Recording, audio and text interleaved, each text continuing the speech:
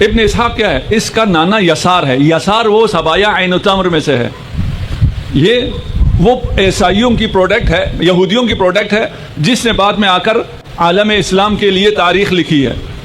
اب جو تاریخ یہودی لکھیں گے اس تاریخ میں علی کو بھی اگر ان کا بس چلتا تو کافر کہتے نعوذ باللہ. جب علی پہ بس نہیں چلا تو ابو طالب پر انہوں نے حملے شروع کیے. جب ورقہ بن نوفل کا انتقال ہو گیا تو نبی پہ وحی کا سلسلہ منقطع ہو گیا. اتنی بڑی چیز تھی. اس کے بعد ایک اور ایکشن بھی ڈالا ہے کہ رسول خدا آئے ہیں. اب اس کو میں کچھ کہہ نہیں سکتا کیا ڈالا ہے. رسول خدا آئے ہیں اور شک ہے، یقین نہیں ہے، یہ جو آنے والا ہے یہ پھر آیا ہے، یہ جبرائیل ہے یا کون ہے مجھے پتہ نہیں ہے، شاید شیطان ہو نعوذ باللہ. تو حضرت خدیجہ نے ایک عمل کیا. رسول خدا نے ارشاد فرمایا مجھ پر صلاۃ بطرا نہ پڑھو، مجھ پر دمکٹی صلوات نہ پڑھو. پوچھے یہ دمکٹی صلوات کیا ہے؟ کہا مجھ پر تو درود بھیجو، میری آل پر نہ بھیجو، ایسا نہ کرو. صفا و مروہ کے درمیان بھاگ نہ رہو، لڑ رہا ہو رائے خدا میں مارا جائے، علی کی محبت نہ ہو تو جنت نظر آنا دور کی بات، جنت کی خوشبو بھی نہیں سونگھ سکتا. اگر آپ منافق پر موتیاں ہی نچھاور کیوں نہ کریں، وہ آپ سے محبت نہیں کرے گا. اور اگر آپ مومن کے ناک کی ہڈی کو چورا چورا کر دیں، وہ آپ سے نفرت نہیں کرے گا. اگر آرمی ہو اس میں نعرہ حیدری نہ ہو تو وہ آرمی جیت نہیں سکتی، اس کے پاس جتنے مرضی ریفائل کیوں نہ ہو. آرمی صرف وہ جیتتی ہے جس کے پاس نعرہ حیدری ہو. کل کی مجلس کا خلاصہ یا حاصل پیش کروں، تکرار نہیں کروں گا، کچھ چیزیں مجھے دہرانی ہوں گی. ہم خاندان نبوت کو چھوڑ کر اسلام تک نہیں پہنچ سکتے، اور جو بھی ہمیں خاندان نبوت سے ہٹا کر کسی اور اسلام کی طرف لے جانا چاہتا ہے وہ صرف یزیدی اسلام ہو سکتا ہے، حسینی اسلام نہیں ہو سکتا. کربلا نے اسلام کو اس لیے زندہ کیا، بیمہ کیا کہ یہاں آ کر واضح ہو گیا کہ کون خاندان رسالت مآب سے ہٹا کر ہمیں اسلام سے ہٹا رہا ہے. اس سے پہلے یہ بات واضح نہیں ہو رہی تھی. لوگوں کو یہ لگتا تھا کہ سیاسی معاملہ ہے، ہمارا فائدہ ادھر جانے میں، سیاسی فائدہ ہے ادھر ساتھ دے دیتے ہیں، ادھر چلے جاتے ہیں. دین اپنی جگہ ہے، سیاست اپنی جگہ ہے، اور اگر خاندان رسالت کو چھوڑ بھی دیا جائے پھر بھی ہم ہدایت پر باقی رہیں گے. کربلا میں آ کے فیصلہ ہو گیا کہ یہ ممکن نہیں ہے، اور کربلا کے بعد پھر اس کوشش کو جاری رکھنے کی کسی میں ہمت نہیں ہوئی ہے. یہ روایت جو ہم نے پیش کی، اسلام کا آغاز اسی روایت سے ہو رہا ہے، اور اسلام کی بربادی بھی اسی روایت میں ہے. اس روایت کے راوی آپ کو کل بتایا تھا زہری ہے، اور وہ ابن زبیر ہے، اور انہوں نے کہا ہے کہ ہم نے نقل کیا ہے حضرت عائشہ سے. ہمارا یہ ایمان ہے کہ یہ لوگ جھوٹ بولتے ہیں. ام المومنین نے ایسی کوئی بات نہیں کہی ہے. یہ سب کے لیے اتنا اچھا راہ حل ہے، اس مسئلے کو حل کرنے کا ایک راہ حل بھی ہونا چاہیے. دیکھیں اس سے پہلے تک ہم پڑھتے رہے، عقیدت میں پڑھتے رہے، ہمیں کورس کی کتابوں میں ہی پڑھایا جاتا رہا، سنی شیعہ سب کو یہی پڑھایا جاتا رہا، یہی ہوا ہے. اور ابھی بہت سے لوگ میرے پاس آتے ہیں، مباحثہ کرتے ہیں، بات کرتے ہیں، علماء اہل سنت بھی آتے ہیں، کہتے ہیں یہ تو بالکل واضح سی بات ہے، یہ سفید جھوٹ ہے، ہمیں ابھی تک پتہ کیوں نہیں چلا. ہم نے بھی کوئی بہت زیادہ تحقیق نہیں کی اس پہ، یعنی پیش آپ کے سامنے بہت زیادہ تحقیق نہیں کی. یہ بالکل واضح چیز ہے کہ یہ نہیں ہو سکتا ہے.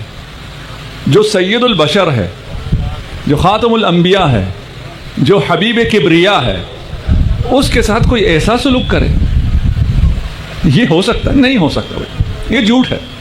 اس جھوٹ کے ساتھ، یہ توہین رسالت ہے، اس جھوٹ کے ساتھ پھر کچھ نام باندھ دیے گئے ہیں تاکہ لوگوں کو یہ جھوٹ اچھا لگے. اچھا، بہت سے لوگ اس قسم کی چیزیں پڑھتے ہوئے انہیں خیالات آتے ہیں ایسے کہ یار یہ تو نہیں ہو سکتا، تو وہ کہتے ہیں کہ نہیں، یہ صرف مجھے آ رہے ہیں ایسے خیالات، یہ کوئی شیطانی خیالات ہیں، آنکھیں بند کر کے اسے مان لو. اور آنکھیں بند کر کے منوانے کے لیے کچھ ٹائٹل صحیح کے دیے گئے ہیں. کہ آپ کتاب پڑھنے سے پہلے آپ سے کہا جاتا ہے یہ صحیح ہے. آپ کو یہ فیصلہ کرنے کا حق نہیں ہے کیا صحیح ہے اور کیا غلط ہے. آپ کی طرف سے پہلے فیصلہ ہو گیا ہے کیا صحیح ہے اور کیا غلط ہے, اس لیے آپ اس کی طرف جاتے ہیں. زہری کون ہے؟ اس 3 ناموں میں سے 2 ناموں کو پہچان لیجئے, ایک نام اور آپ کے سامنے رکھتے ہیں, اس کی ساری حقیقت سامنے آ جائے گی. زہری بنی امیہ کا آرکیٹیکٹ ہے. جو سیرہ تاریخ بنی امیہ نے لکھی ہے اس کا آرکیٹیکٹ زہری ہے. پتہ چل گیا, اب زہری کا نام آئے آپ کو پتہ چلے گا یہ کون ہے. دوسرا عروہ بن زبیر, یہ جو زبیری سیرہ لکھی گئی, زبیری تاریخ لکھی گئی, اس کا آرکیٹیکٹ عروہ ہے. یہ 2 ہو گئے. اس کے بعد اس کا مشہور کس نے کیا؟ یہ حدیث جو شروع وحی کی ہے یہ رسول کے زمانے میں نہیں لکھی گئی. ہمارے بہت سے بچوں کو یہی پتہ نہیں ہے کہ یہ ہوا تو رسول کے زمانے میں, لیکن یہ لکھا نہیں گیا رسول کے زمانے میں. وہ کہتے ہیں اگر یہ غلط ہوتا تو سارے صحابہ کیا کہتے, انہوں نے کیوں مانا, ان کو تو پتہ ہی نہیں ہے یہ بعد میں کیا لکھا گیا. یہ نہ رسول کے زمانے میں لکھی گئی ہے نہ تابعین کے زمانے میں لکھی گئی ہے. یہ کتابیں بہت بعد میں بنی ہیں, 150 سال بعد میں بنی ہیں. اور اس میں ایک آرکیٹیکٹ زہری بنی امیہ کا, ایک عروہ بن زبیر زبیریوں کا, اور ایک ابن اسحاق. ابن اسحاق کون ہے؟ بنی عباس کا جو مین آدمی ہے, مین آتھر ہے بنی عباس کی تاریخ کا. اور اسے ہم نے پچھلے سال تھوڑا سا بیان کیا تھا, زیادہ ہم یہاں بیان نہیں کر سکتے. تھوڑا سا ہم نے بیان کیا تھا یہ ابن عباس کون ہے. اگر آپ نے ہماری پوڈ کاسٹ سنی ہو تو ہم نے اس میں 40 لوگوں کا ذکر کیا تھا. سبایا بنی عین التمر, سبایا عین التمر, جنہوں نے نہیں سنا ان کو ہم تھوڑا سا بتا دیں, اور باقی بھی بتا دیں گے آپ کو کل پرسوں اگر ٹائم ملا انشاءاللہ. عین التمر کربلا کے پاس ایک جگہ ہے. خالد بن ولید نے جب اس علاقے کو فتح کیا تو وہاں ایک یہودی معبد میں 40 بچوں کو رکھا گیا تھا. انہیں قرآن کی تعلیم بھی دی جا رہی تھی اور کتابہ مقدس کی بھی تعلیم دی جا رہی تھی. ان کو پلان کرنا تھا مسلم معاشرے میں مسلمانوں کے خلاف ایک سازش. 40 بندے, ابھی یہ ایران اسرائیل جنگ میں بھی کتنے ملے ہیں؟ 4,000 شاید ملے ہیں, ابھی بھی مل رہے ہیں. یہ 40 بندے مل گئے, اسرائیل نے پلان کیے ہوئے تھے. اب ان کے ساتھ کیا ہونا چاہیے؟ جو ابھی ایران میں مل رہے ہیں ان کے ساتھ کیا ہو رہا ہے؟ انہیں پھانسی ہو رہی ہے, آپ دیکھ رہے ہیں میڈیا پہ آ رہا ہے. ان کے ساتھ کیا ہوا؟ ان کو مدینہ لایا گیا اور مدینہ میں بڑے بڑے گھروں میں چلے گئے. کسی کو سزا ہوئی نہیں. ان گھروں میں جا کے انہوں نے کیا کیا؟ اس کے بعد یہ جو ورژن اسلام کا ہم تک پہنچا ہے اس میں ان لوگوں نے, ان 40 اور 40 کی اولادوں نے بڑا کردار ادا کیا. گھبرا تو نہیں رہے؟ ابن اسحاق کیا ہے؟ اس کا نانا یسار ہے. یسار وہ سبایا عین التمر میں سے ہے.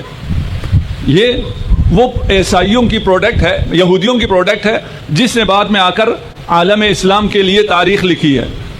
اب جو تاریخ یہودی لکھیں گے اس تاریخ میں علی کو بھی اگر ان کا بس چلتا تو کافر کہتے نعوذ باللہ. جب علی پہ بس نہیں چلا تو ابو طالب پر انہوں نے حملے شروع کیے.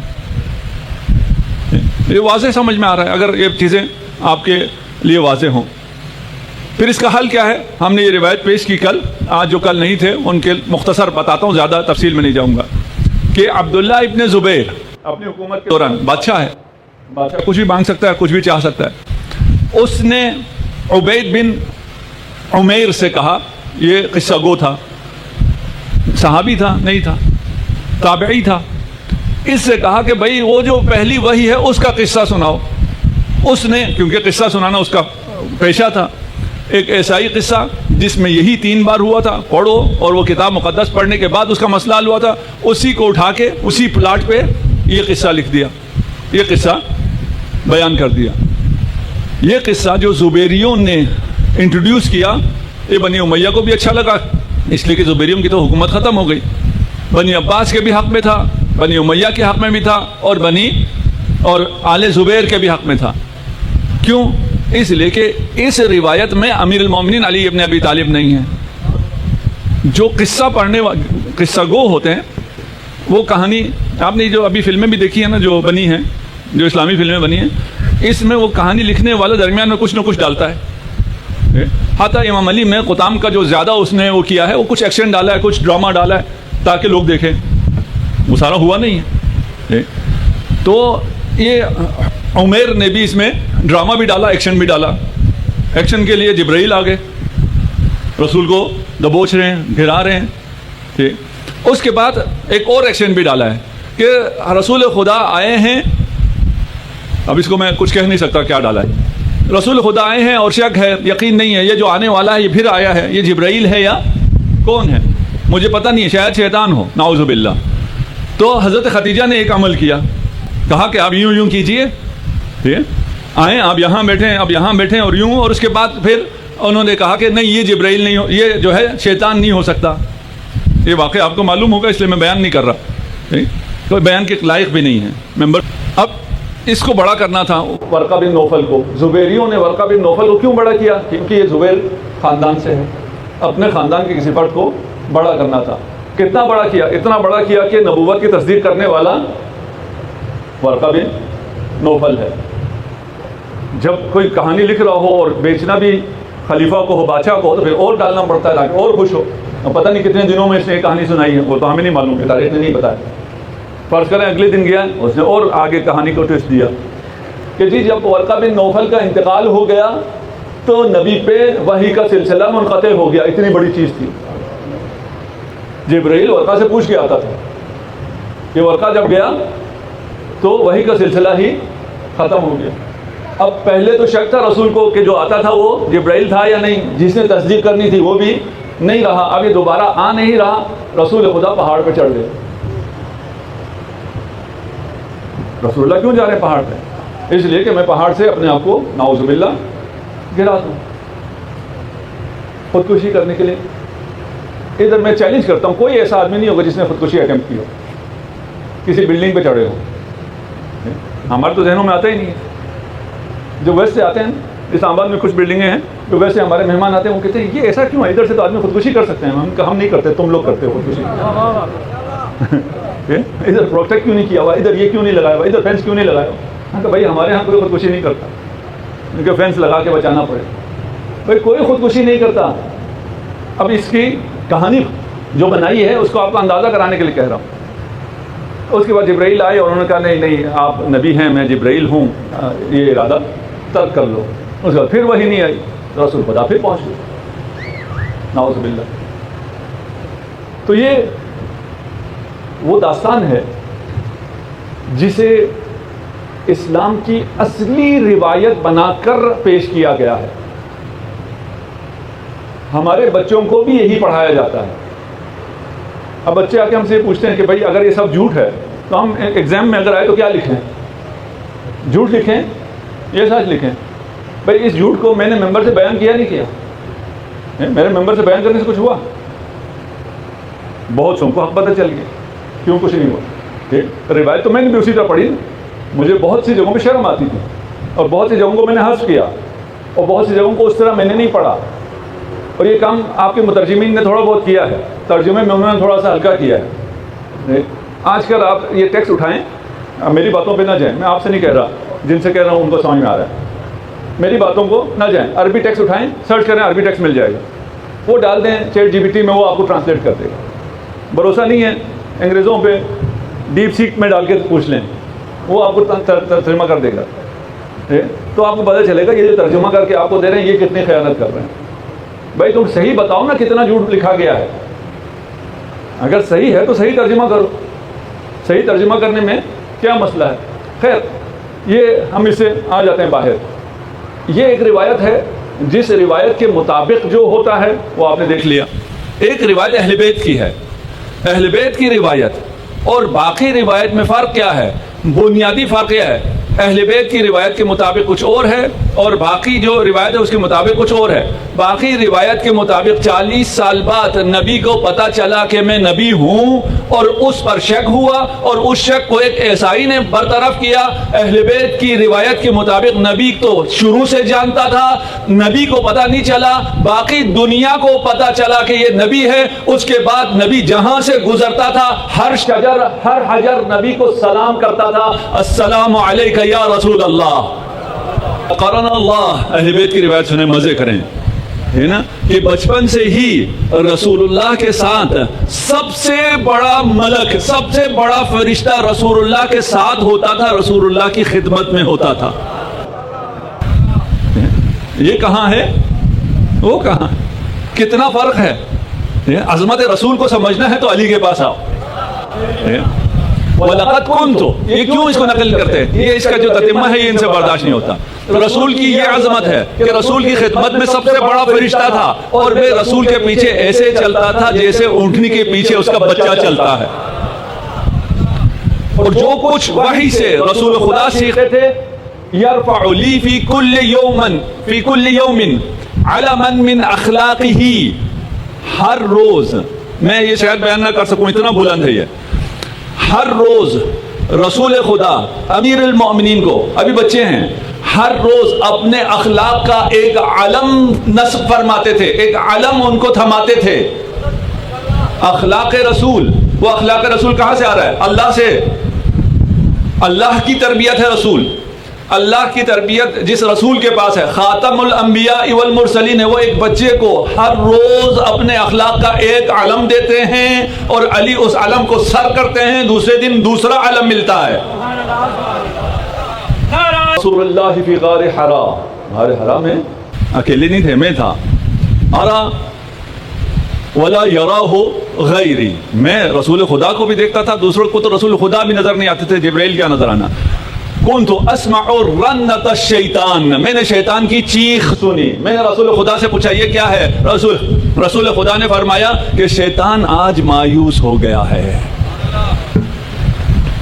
کتنا بڑا فرق ہے. ایک طرف شیطان چیمپئن ہوا ہے، رسول کو پریشان کر رہا ہے، دوسری طرف شیطان کی چیخیں نکل رہی ہیں کہ میں اب کسی کو گمراہ نہیں کر سکتا ہوں. انک تسمع ما اسمع وترى ما ارى الا انک لست بنبی لکنک وزیر. جو میں سنتا ہوں وہ تو سنتا ہے، جو میں دیکھتا ہوں وہ تو دیکھتا ہے. صرف اتنا ہے کہ اس مقام پر جو ہوتا ہے وہ نبی ہوتا ہے، لیکن تو نبی نہیں ہے، تو نفس نبی ہے، وسیع نبی ہے، خلیفہ نبی ہے.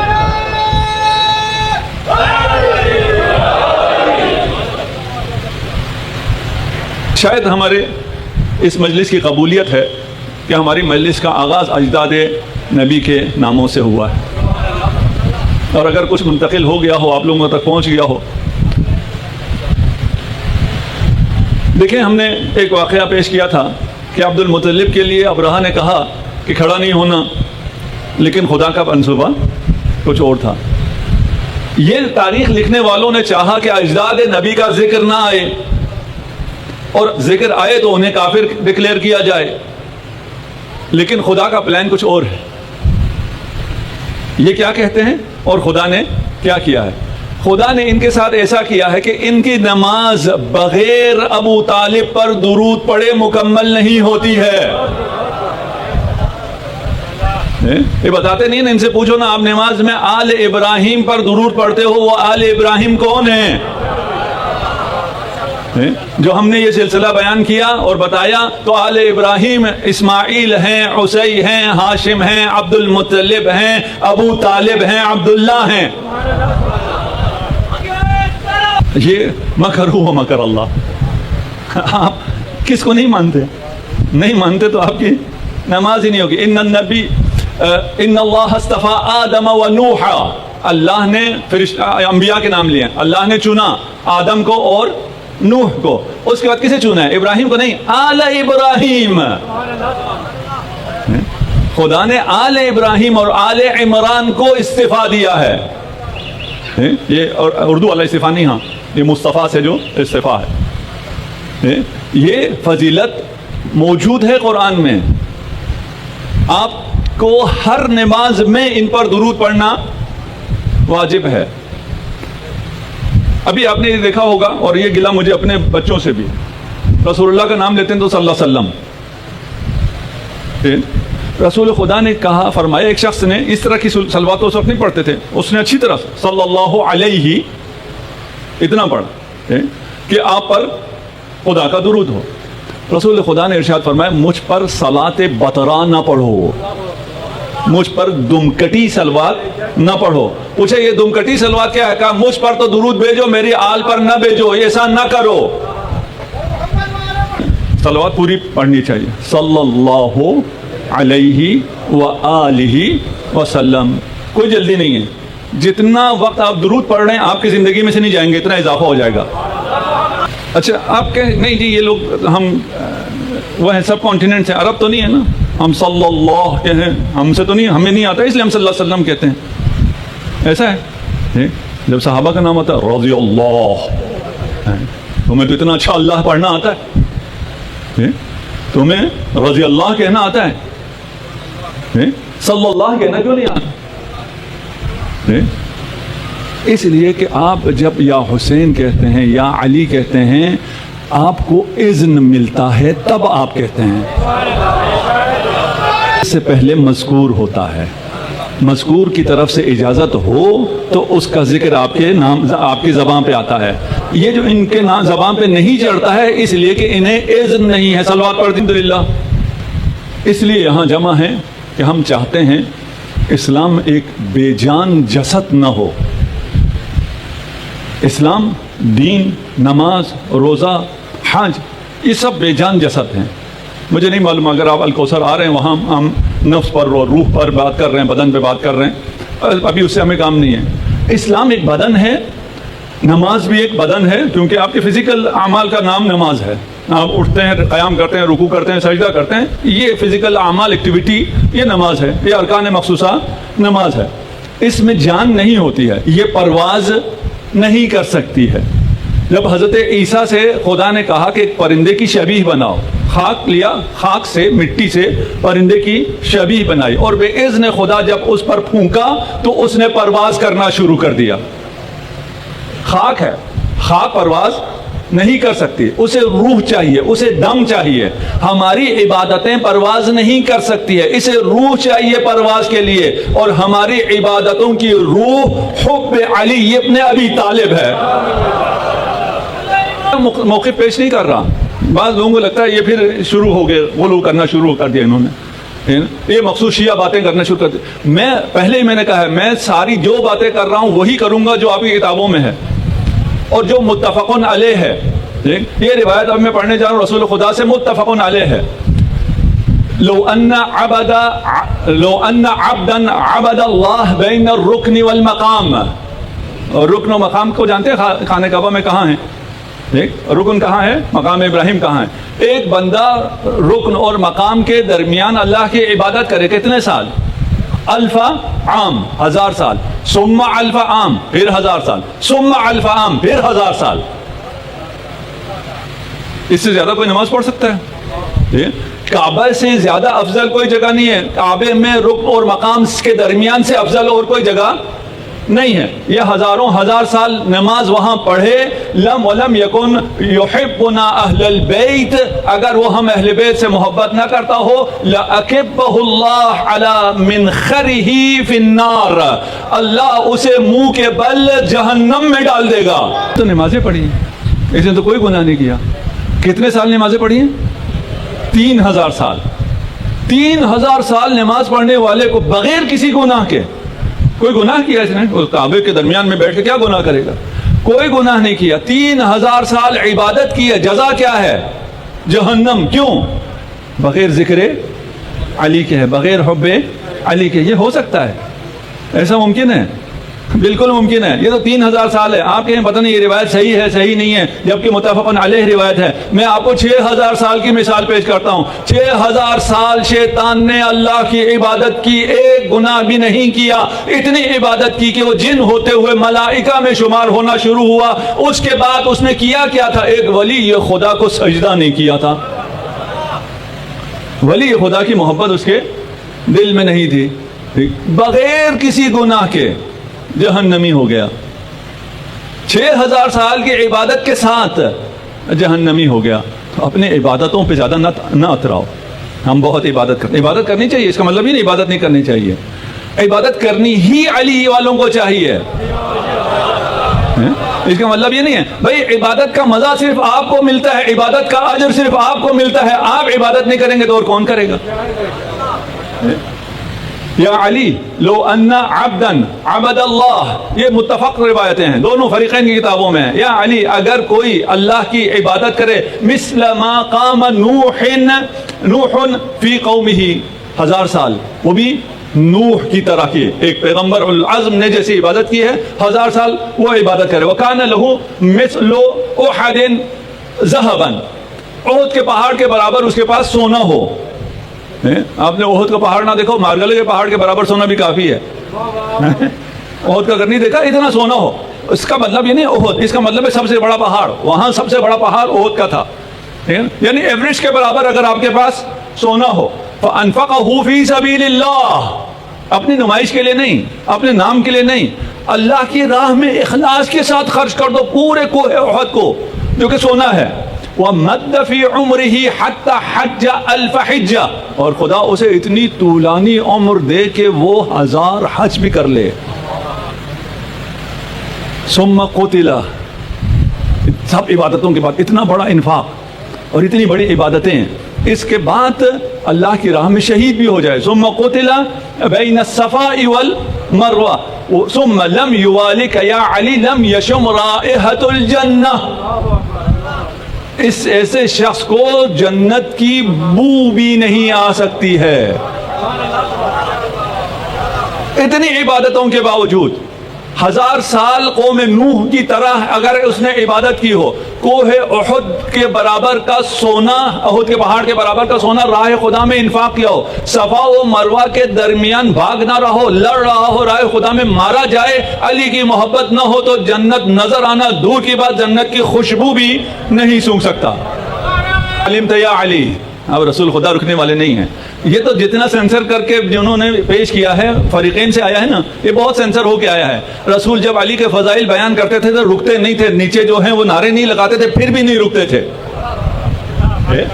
آپ تو نعرے لگا رہے ہیں، میں کیوں رک جاؤں؟ ادھر تو بہت سے چہرے اتر جاتے تھے. یا علی اما علمت یا علی ان حبک حسنۃ لا تضر معها سیئہ، آپ کی محبت ایسی اچھائی ہے جس کے ساتھ کوئی برائی ٹکتی ہی نہیں ہے. کوئی گناہ کوئی برائی علی والے کا کچھ بگاڑ سکتی ہی نہیں ہے.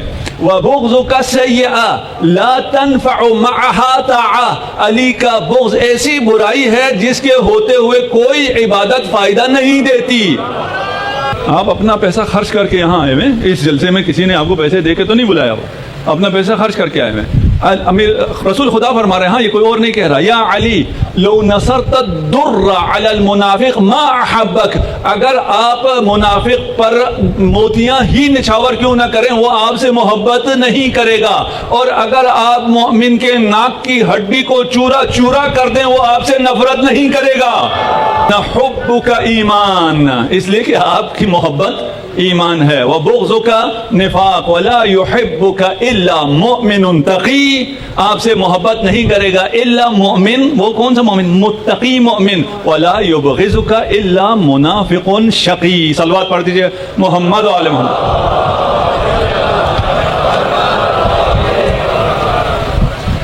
تو اپنے دین میں حیا ڈالیے. اگر آپ کے دین میں، آپ کے اسلام میں روح نہ ہو تو پھر یہی ہوگا جو آپ دیکھ رہے ہیں. مسلمان 2 ارب ہیں لیکن 2 ملین لوگوں کے ہاتھوں ذلیل ہو رہے ہیں. کیوں؟ اس لیے کہ دین تو ہے، اسلام تو ہے، اس میں روح نہیں ہے. اگر آرمی ہو اس میں نعرہ حیدری نہ ہو تو وہ آرمی جیت نہیں سکتی، ان کے پاس جتنے مرضی رفائل کیوں نہ ہو. آرمی صرف وہ جیتتی ہے جس کے پاس نعرہ حیدری ہو. روح ہے آپ کی عبادت میں، روح ہونی چاہیے. اگر آپ کی عبادت میں روح نہیں ہے تو اس عبادت کا کوئی فائدہ نہیں ہے. اگر اس مسلمانوں میں روح نہیں ہے، مسلمانوں کی روح اہل بیت سے محبت، رسول خدا سے محبت، اجداد رسول سے محبت. وَإِلَّا کیا بات تھی؟ کیوں ہمیں کہا گیا کہ آل ابراہیم پر درود بھیجو؟ ابراہیم نبی ہے نا بھائی، نبیوں پر درود بھیجو نہیں، آل ابراہیم پر. اور ابراہیم کی وہ سٹریم، آل ابراہیم کی وہ سٹریم جو نبوت خاتمیت کی تیاری میں رہی ہو، جو خاتمیت کی تیاری میں، خاتمیت کی حفاظت میں، خاتمیت کو پلیٹ فارم دینے میں جنہوں نے اپنی زندگیاں قربان کی ہوں، ان پر درود نہیں ہوگا تو کس پہ درود ہوگا؟ اگر ہم اپنی بات پہنچا سکیں ہیں کہ بے روح اسلام نہیں چلے گا، اسلام اور روح کے ساتھ آپ کو فائدہ دے گی، عبادت اور روح کے ساتھ آپ کو فائدہ دے گی، اگر روح نہ ہو تو پھر مردہ ہیں۔ ایک شخص اگر اس نے خوب باڈی بنایا ہو، کوئی خوب بہت مسلز بنائے ہوں، اگر اس کی کسی ایکسیڈنٹ میں روح نکل جائے، کیا کرتے ہیں اس کے ساتھ؟ اس کو دفنا دیتے ہیں۔ کیوں دفنا دیتے ہیں؟ کیونکہ بدن تو بہت خوبصورت ہے لیکن اس میں روح نہیں ہے، یہ دفنانے کے کام آتی ہے۔ اگر کوئی انسان اپنے اعمال لے کر قیامت کے دن آئے اور اس میں روح نہ ہو، اسے جہنم میں دفنا دیا جائے گا۔ عمل جتنے بھی ہو، کم زیادہ کی بات نہیں ہو رہی ہے۔ اگر ایکسیڈنٹ ہو جائے تو آپ میں سے کوئی ڈاکٹر بھی بیٹھے ہوں گے نا، یہ ڈاکٹر ماشاءاللہ یہاں بیٹھے ہیں، آپ نے پانی کا کہا تھا، ابھی اگر مجھے یاد رہا تو بیان کر دوں گا۔ ابھی آپ نے کہا تھا ایکسیڈنٹ ہو گیا، خدا نہ کرے کسی کا ہو، لیکن ہوتے رہتے ہیں۔ سب سے پہلے آپ جا کے کیا دیکھتے ہیں؟ زندہ ہے یا نہیں ہے، علائم حیات دیکھتے ہیں۔ اگر سانس چل رہی ہے تو پھر آگے دیکھیں گے، اگر نہیں چل رہی تو منہ پہ کپڑا ڈال دیں گے۔ اسی طرح ہے نا۔ تو قیامت کے دن آپ نامہ عمل لے کر جب پہنچیں گے، آپ کا نامہ عمل نہیں دیکھیں گے، پھر اسے دیکھیں گے، اس میں زندگی ہے تو جنت میں ڈال دو، زندگی نہیں ہے جہنم میں ڈال دو۔ بھئی آپ جیسے بھی ہوں، وینٹیلیٹر پہ ہی ہوں، سانس بھی نہ آ رہا ہو، لیکن اگر روح ہے آپ کو وینٹیلیٹر پہ بھی رکھیں گے۔ آپ کا احترام واجب ہے، آپ کو دفن نہیں کیا جا سکتا ہے۔ اسی لیے روایت ہے، بس آخری روایت میں آپ کی تہمت تمام کر دوں، ما من عبد ولا اما، ویسی تو آپ کہیں تو اس میں مرد عورت دونوں آ جاتے ہیں، ہے نا، کوئی انسان سے مراد ہے، غلام انسان بھی ہوتا ہے، مرد بھی ہے عورت بھی ہے، لیکن اس میں اما بھی کہہ دیا ساتھ میں، کوئی عبد یا کوئی کنیز، یموت وفی قلبہ مثقال حبۃ خردل من حب علی ابن ابی طالب۔ اگر کوئی مومن یا مومنہ اس دنیا سے جائے اور اس کے دل میں رائی برابر بھی علی کی محبت ہو، الا ادخلہ اللہ عز وجل الجنہ، اگر اس میں حیات ہے، رمق ہے، تو خدا اسے جنت میں ڈال دے گا۔ جیسے ڈاکٹر صاحب اگر حیات ہے، بے شک میں کتنا ہی زخمی ہوا ہوں، مجھے الگ ہاسپٹل لے جائیں گے۔ دوسرا جسے اور کوئی زخم نہیں آیا ہے، کوئی اندرونی ایک چوٹ آئی ہے، اس کی روح پرواز کر گئی، اس کو چھوڑ جائیں گے۔ جسے پتہ نہ ہو وہ کہیں گے ڈاکٹر صاحب عجیب کر رہے ہیں، اس کے تو بچنے کی کوئی چانس نہیں ہے، اس کا تو 80% جسم جا چکا، اسے کہاں لے جا رہے ہیں؟ اسے لے جائیں۔ ڈاکٹر صاحب کہیں گے اسے قبرستان لے جاؤ، یہ جہنم جانے والا ہے۔ کیوں؟ اس لیے کہ اس کی عبادتوں میں روح نہیں ہے، عبادتوں کی روح حب علی ابن ابی طالب۔ اس خاندان سے جڑنا ہے، اگر اس خاندان سے نہ جڑیں تو کامیابی نہیں۔ میرا خیال اب بہت واضح ہو گیا ہے، آپ لوگوں کے لیے نہیں کہہ رہا میں، آپ کے توسط سے بہت لوگ سنتے ہیں الحمدللہ، اور بہت لوگوں تک ہدایت پہنچ رہی ہے، اور اس کا اجر و ثواب آپ کو ہے۔ امیر المومنین سے رسول خدا نے کہا کہ اگر ایک آدمی ہدایت پا جائے آپ کے ہاتھ سے، لخیر لک مما طلعت علیہ الشمس، سولر سسٹم میں جو کچھ ہے اس سے بہتر یہ ہے ایک آدمی کو ہدایت مل جائے۔ آپ جو یہاں آتے ہیں، یہاں بیٹھتے ہیں، آپ کے بیٹھنے کی وجہ سے بہت سو کو ہدایت ملتی ہے۔ آپ کے یہاں آنے کی وجہ سے اس چوک کو حیدری چوک کہا جاتا ہے، یہی کافی ہے۔ ہمیں اس خاندان میں فانی ہونا ہے، یہ خاندان نبوت ہے۔ ہاں، نبوت سے اگر محبت ہے تو پھر نبوت سے محبت، جس نے اس نبی کو پروان چڑھایا اور جس نے اس نبی کی نبوت اور اس کے دین کو بچایا، ان سے محبت۔ جو صرف ساتھ ہوں اور ساتھ نہ دیا ہو، ان سے محبت کا ڈیمانڈ ہی غلط ہے۔ ہم اگر کہیں کہ ہم جو ساتھی ہیں، رسول خدا کے ساتھ ہیں، ان سے محبت کرتے ہیں، معیت، جو رسول کے کاز کے ساتھ ہیں، ان پہ ہماری جانیں قربان، کہتے ہیں نہیں، یہ آپ یہ نہیں کر سکتے جو ہم کہیں۔ ہم کہتے ہیں رسول، آل رسول، اجداد رسول، خود رسول پر جو جان قربان کرے اس پر ہماری جانیں قربان۔ ہمیں اپنے آپ کو اس طرح فانی کرنا ہے جس طرح جون نے اپنے آپ کو حسین میں فانی کیا تھا۔ جون مولا ابی ذر کا غلام، اس میں بحث ہے کہ غلام تھا یا آزاد تھا، یہ امیر المومنین کا پاس تھا. امیر المومنین نے اسے آزاد کر کے ابو ذر کو دے دیا. ابو ذر کے انتقال کے بعد, شہادت کے بعد, یہ امام حسن کے پاس آ گیا. امام حسن کے بعد امام حسین کے ساتھ. امام نے کربلا میں فرمایا کہ آپ آزاد ہو, آپ جا سکتے ہو. تو جو کہا ہے جون نے, معمولاً اس کا ترجمہ صحیح نہیں کیا جاتا ہے. واللہ ان ریحی لمنتن, کہ میری خوشبو, میری بدن کی بو بہت کری ہے. وَإِنَّ حَسَبِي لَلَئِيمَ, میرا کوئی حسب نسب بھی نہیں ہے. وَلَّوْنِي أَسْوَدُ, میں کالا بھی ہوں, اس لیے آپ مجھے کہنے چلے جاؤ. ابھی میں نے تھوڑا سا آپ کو کیوں بتایا کہ جون کس کے پاس تھا؟ امیر المومنین کے ساتھ, ابو ذر کے ساتھ, امام حسن, امام حسین. جو ان ائمہ کے دسترخوان کرم پر پلا ہو, جس نے اتنی پاک پاکیزہ خوراک کھائی ہو, اس کے بدن سے بو آ سکتی ہے؟ نہیں آ سکتی. آپ ابھی بھی کسی گھر میں چلے جائیں نا, نوکروں کو دیکھ کے پتہ چلتا ہے یہ گھر والے کتنے رئیس ہیں. اگر وہ صاف ہوں تو یہ پھر رئیس ہیں. ممکن نہیں ہے کہ جون کے بدن سے بو آتی ہو. تو یہ کیا کہہ رہے ہیں؟ یہ جب خوشبو یہ حسین کو دیکھ کے کہہ رہا ہے کہ آپ کی خوشبو کہاں اور میں کہاں, اس کے مقابل میں اسے اپنے آپ سے بو آ رہی ہے. ان حسبی للئیم, حسب کسے کہتے ہیں؟ حسب قدر کو کہتے ہیں, منزلت کو کہتے ہیں. اور قدر و منزلت ہمارے ہاں زیادہ تر کیونکہ خاندان سے ہوتا ہے, اس لیے حسب نسب ہم خاندان کو کہتے ہیں, عشیرہ کو کہتے ہیں. ان حسبی للئیم یعنی میری قدر و منزلت کم ہے, کیونکہ وہ جانتا تھا کہ قدر و منزلت کہاں تک جا سکتی ہے شہادت سے. واللہ ہمیں نہیں پتا یہ فرش اعضاء پہ آنے کے بعد ہماری قدر و منزلت کتنی بڑھ جاتی ہے, اس کا ہمیں اندازہ بھی نہیں ہے. ہمیں اس کا اندازہ بھی نہیں, ہمیں یہاں سے کیا کیا ملتا ہے یہ تو کل پتہ چلے گا. کچھ روایت میں نے نہ جانے یہاں پیش کی وہاں پیش کی ہے, اس کا اجر آپ کو موت کے وقت سے, موت آنے سے پہلے سے ملنا شروع ہو جائے گا, جب پنجتن آپ کے استقبال کے لیے آئیں گے. آپ کو دکھایا جائے گا یہ جنت ہے, یہ جوار معصومین ہے, یہ تمہاری دنیا ہے, رہنا ہے, رہو, جانا ہے, چلنا ہے, چلو. کوئی بھی نہیں رہتا یہاں, سب خوشی خوشی جاتے ہیں. ملک الموت ماں سے زیادہ مہربان ہو جاتا ہے. ولونی اسود, میرا رنگ کالا ہے. اس کے بعد جب جون شہید ہوئے اور امام حسین جون کے جنازے پہ آئے ہیں, اور جو مرثیہ, جو تعبین امام حسین نے وہاں کہی ہے, اس سے پتہ چلے گا کہ جون کیا کہہ رہا تھا. اللہم بیض وجہہ, خدایا اس کے چہرے کو نورانی کر دے. حسین نے کہہ دیا, نورانی ہو گیا.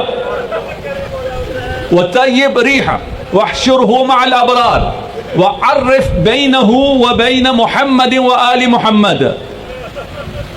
میرے پاس وقت ہوتا میں ان سب کو بیان کرتا, صرف آخری نقطہ ہلکا سا اشارہ دوں گا. امام جو فرما رہے ہیں وعرف بینہ وبین محمد وآل محمد, جون نہیں جانتے تھے محمد وآل محمد جون کو, امیر المومنین کا خادم امام حسن کے ساتھ, امام حسین کے ساتھ جانتے تھے. تو اس کا کیا مطلب ہے؟ قیامت کے دن اعراف پر امیر المومنین ہوں گے, اور قیامت کا ہر شخص امیر المومنین کو دیکھ کے پہچان لے گا. کوئی مسئلہ نہیں ہے کہ وہ پہچان سکتا ہے یا نہیں پہچان سکتے. امیر المومنین بھی نامہ عمل دیکھ کے فیصلہ نہیں کریں گے, چہرہ دیکھ کے فیصلہ کریں گے. جو علی کو دیکھ کر خوش ہو جائے گا جنتی, جو علی کو دیکھ کے چہرہ اتر جائے وہ جہنمی. اس اعراف پر امام حسین کی دعا سے علی کے پیچھے جون کھڑے ہوں گے. السلام علیکم دوستو, کیسے ہیں آپ سب؟ امید کرتا ہوں آپ سب خیریت سے ہوں گے. ہماری یہ ویڈیو آپ کو کیسی لگی ہے کمنٹس میں ضرور بتائیے گا, اور ہمارے چینل کو لائک, سبسکرائب اور شیئر بھی ضرور کیجیے گا, اور دوستوں کے ساتھ بھی اس لنک کو شیئر کیجیے گا تاکہ ہر آنے والی نئی ویڈیو آپ کے پاس بر وقت پہنچتی رہے. شکریہ.